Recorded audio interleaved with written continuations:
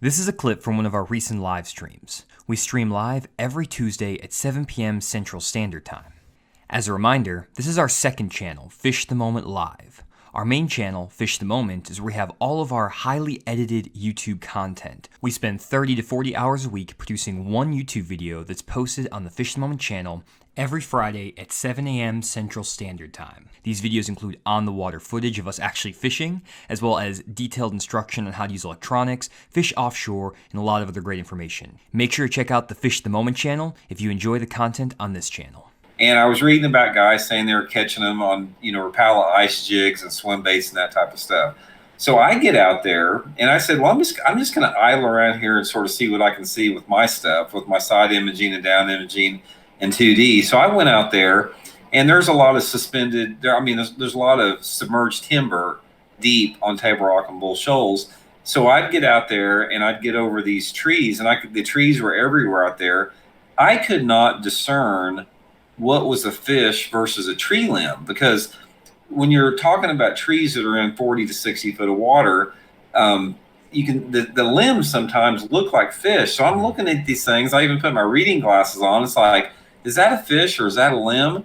And I did this for like 30 minutes, and I messed around and I fished a little bit and couldn't catch anything, gave up on it. And then I'd go back to the bank and I'd start whacking them on a jerk bait, fishing in 5 foot of water. So when I know that I can go over there and catch good ones shallow on a jerk bait, I just don't have the confidence to stay out there and learn how to catch them out in that deep offshore, water that I can't really know what I'm looking at. And for me, that's one of the biggest things that I've had a problem with in my own deep water fishing is I haven't been able to interpret or see the same things that you're seeing, because Johnny will send me a screenshot, or if you guys have seen some of Johnny's seminars, he'll give a screenshot of some 2D sonar or side imaging, and it's like you can see these fish perfect the way that he's got his screenshot set up.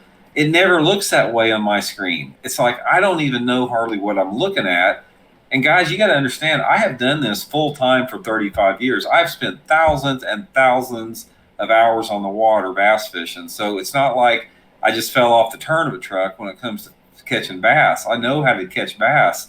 But when it comes to fishing the way that Johnny and Jacob Wheeler and Thrift and Polinick does, man, there is a big disconnect between the average guy trying it and somebody that can master it.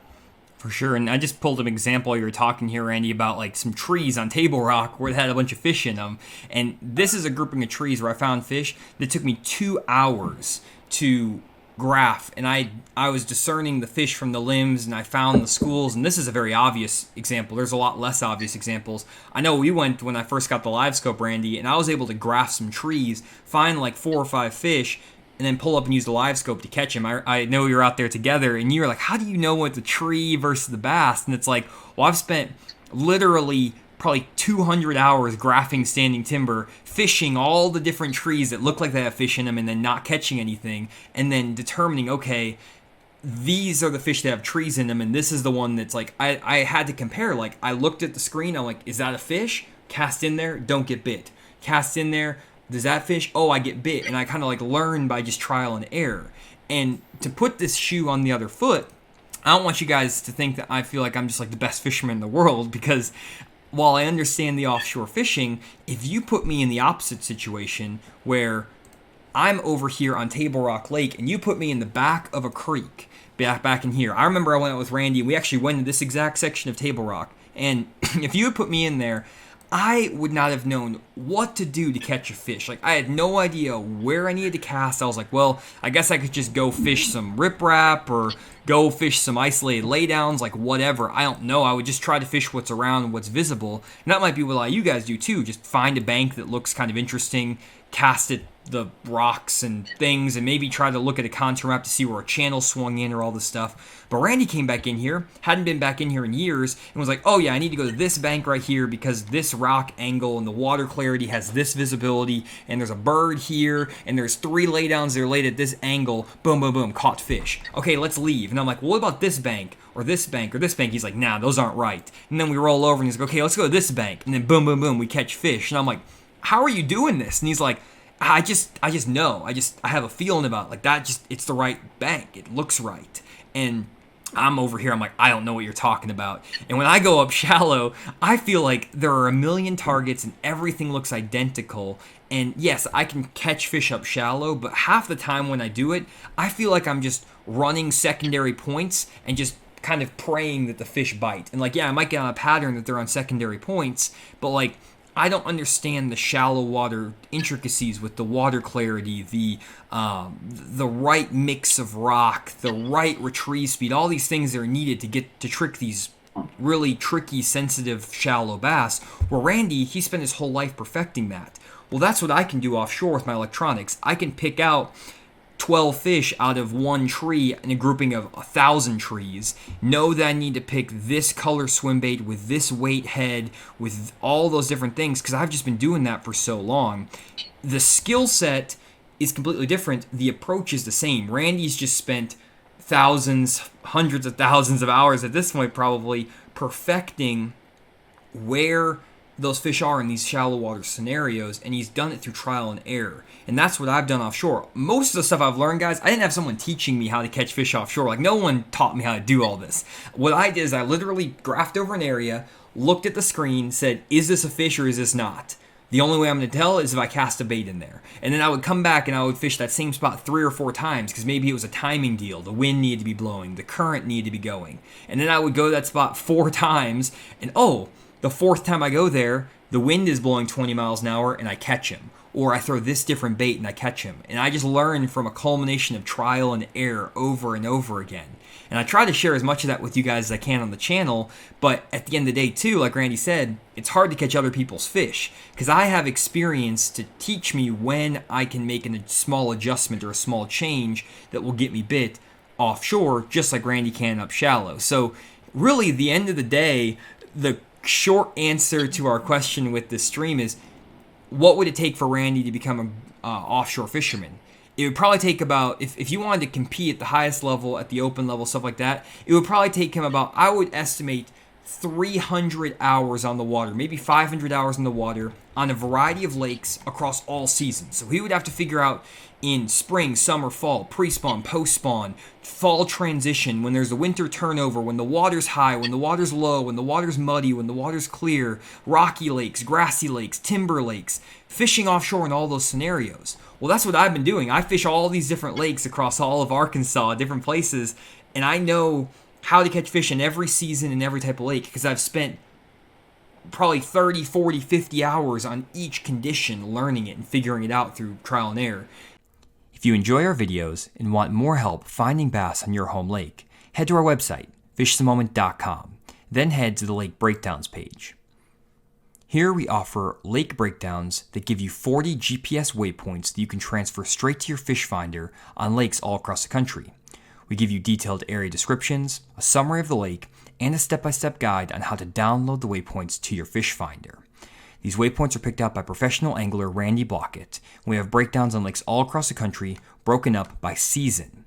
If you can't find your lake among the list of lakes available here, we also offer personalized lake breakdowns where you can have your specific lake broken down if it's not already available. Check out our lake breakdowns on fishthemoment.com. And Randy's done the same thing up shallow. It's all about time on the water. It's all about experience. It's not necessarily just because I can read a fish finder better than anyone else. It's a lot more than that. Yeah, I would add to that awareness, Johnny, and because it's just like when you were with me up shallow, I was seeing things that you couldn't see, and when I fish deep with you, you can see things that I can't see. And I'll give you guys a good example here. You know, several years ago, I attended a series of wilderness survival schools in New Jersey. These were week-long schools, basically teaching you every element of survival that the Native Americans, passed on down. So anyway, I was out in the woods one day with one of the instructors, and this is when I first got to the class, and I didn't really know what I was doing.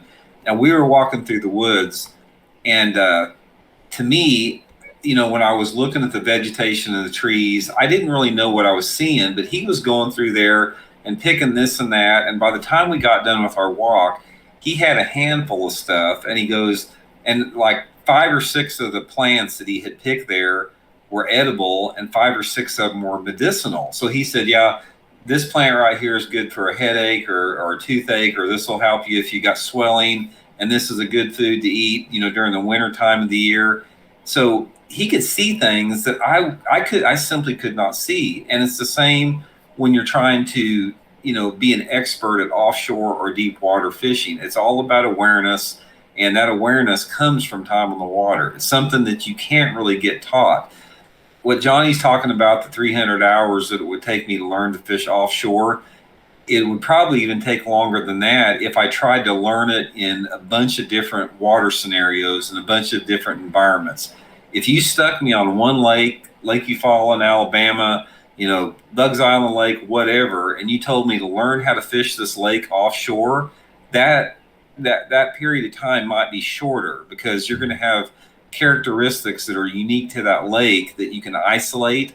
But when you're trying to duplicate that offshore fishing in a variety of water temperatures, water clarities, water level, seasonal changes, environmental conditions that change on the lake, that throws a completely different wrench in there. And it's something that you never learn. I mean, this is something that's an ongoing, lifetime, classroom we're in. I mean, if Johnny's still idling around looking at his electronic unit with his reading glasses when he's 80 years old, he's still going to be learning, man. He's still not going to know it all. Yep. And so we're just all students out here, man, in the sport. None of us really know everything that we're talking about. And that's a really great point, Randy. I really think that's something that a lot of guys should take out of this, is that from our perspective, for me, I like to learn how to catch offshore fish anywhere I go. So you could put me any lake in the country and I could go find them offshore. That's my mentality. I do this for a living, so that's what I want to be able to do. That's what I strive for every single day. But for a guy who's just fishing local tournaments, and I'm just using here Lake Dardanelle for an example. I know that there's guys on Lake Dardanelle who are absolute sticks at catching fish offshore in certain seasons. So in the summertime, there's guys who can just absolutely crush them offshore out here in the summertime, and they know exactly where to go within all these areas, Illinois Bayou, Piney Bay, and they can catch them there. But then let's say in the pre-spawn, they don't necessarily fish offshore. They go and they fish up shallow in some backwaters or things like that, throw a chatterbait and a spinnerbait around. Well, they couldn't catch him offshore on Lake Dardanelle that time of year, but I can catch him offshore on Lake Dardanelle any season of the year-round, because that's what I learned to do. And I learned, regardless of the conditions wherever, how to catch him offshore. But if you guys want to just learn offshore fishing, and you only fish, let's say, one lake or two lakes, you can actually learn just for one season how to catch fish offshore. So, for example, Lake Dardanelle. I know that on Lake Dardanelle, the best way to catch fish offshore is going to be either on a shell bed or on a brush pile in 6 to 12 foot of water, where the water has 1.5 to 3 foot of visibility. And that's just something that I've learned. I know where all the key little spots are, the key areas, and even if I don't have those spots, I could go graph and find areas, because I know on Lake Dardanelle, in the summer, if you have 1.5 to 3 foot of visibility, those fish are in brush or shells in 6 to 12 feet. And I catch them on a crankbait, a big worm, stuff like that. But I also know on Lake Dardanelle, in February, you can catch a bunch of fish on an Alabama rig and a flat-side crankbait on rock and rocky areas like road beds, things that are in different areas of the lake that I'm not going to show because my friends in Lake Dardanelle will get mad at me. But you can catch them there in 3 to 8 feet of water offshore and crush them. Well, I've learned that because I've just spent a lot of time learning that, and the way I figured that out is I actually had to go to Lake Dardanelle and I fished all my summertime stuff with the brush and the shell in February, and I never got any bites. And so I'm like, well, why aren't the fish here? Well, they use those spots in the summer. That's all they do. But then coming into September, or coming into February, they set up on completely different things. And I had to relearn, and I had to basically learn through trial and error. I fished all the rocky spots. I fished in 2 feet, 10 feet, 15 feet, 20 feet. I tried everything until I figured it out. And now I can go back in Lake Dardanelle in the same conditions year after year after year and catch them. Same thing, for example, on like a Lake Washita. I know on Lake Washita, I can go in the wintertime and catch them out of this one grassy ditch that's right here, and I can catch them there every single year as long as the fish are kind of set up in that depth range, whether if the water's high or low, it could be weird. But like if the water's normal and there's some grass or some timber in there, I can catch fish in this ditch. And I just learned that this spot and a few other spots in here hold fish offshore, and I can learn one specific lake to be good at that. But it doesn't mean because I can catch fish on this grassy ditch here in like Washita and catch 20 pounds in December, that doesn't mean that I'm going to be able to come over here in August and run to this part of the lake and go and find and catch fish. I can do that because I've done it and I've learned how to figure it out and adjust to the water clarity, all this stuff, and I don't have to know all the stuff about Lake Washita. I can generalize my knowledge, and that's the thing that Randy's really good at up shallow. He can take his combined experience on lakes all across the country, literally everywhere, and he's fished all over this country from the west coast to the east coast, and he has so much combined knowledge of shallow water fishing that if we throw him on a random lake, I'm just going to scroll in here, if we throw him onto a random little lake here, I have no idea what this lake is, but it could be this lake right here. We could throw him on this lake, and he's going to be able to figure out how to catch him up shallow using the knowledge from lakes in other regions, areas, his confidence techniques, because he's developed that over time. But if we throw an average angler out here, they might really struggle because they don't have that combined experience. So don't beat yourself up if you can't do that. And if you are just a local angler and you just have one or two lakes, learn that lake really well and maybe pick which technique you want to use in which season. Pick, do you want to be an offshore fisherman in the summer and a shallow water fisherman in the spring? You can do that. You can choose to do both, but what I would recommend is not try to be a shallow water and an offshore fisherman in every season. Choose to fish offshore in the summer and only fish offshore. Learn that really well, because if you try to focus on both, you're never going to learn either very well. Thanks for checking out the video. If you made it this far, we'd really appreciate if you left a like on the video. It helps us out with the YouTube algorithm and gets these videos out to more people. Also consider subscribing. It's free and it lets you get notifications of every single one of our videos that we upload daily. Finally, remember to check out the main Fish the Moment channel, where we actually have on-the-water fishing footage as well as detailed graphics on electronics, offshore fishing, bass behavior, and a lot of other great information. Thanks for checking out the video, and we'll see you all in the next one.